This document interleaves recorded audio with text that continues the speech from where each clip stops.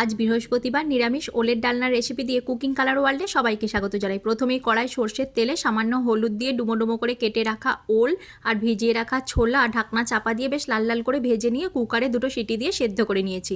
তারপর কড়াই সর্ষের তেলের মধ্যে 5 ফোড়ন, শুকনো লঙ্কা, তেজপাতা ফোড়ন দিয়ে ডুমো ডুমো করে কেটে রাখা আলুগুলো ঢাকনা চাপা দিয়ে ভেজে নিয়েছি। আলুটা কিছুক্ষণ ভাজা হয়ে গেলে টমেটো কুচি, হলুদ গুঁড়ো, কাশ্মীরি লঙ্কার গুঁড়ো, লবণ আর চিনি দিয়ে আবারও আলুটা বেশ লাল লাল করে ভেজে নিতে হবে।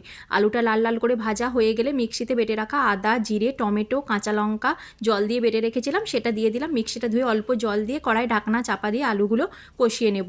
মশলা থেকে তেল ছেড়ে দিলে কুকারে সেদ্ধ করে রাখা ওল আর ছোলাটা দিয়ে মশলার সাথে ভালো করে মিশিয়ে নিয়ে কড়াই ঢাকনা চাপা দিয়ে 7 থেকে 8 মিনিট রান্না করব।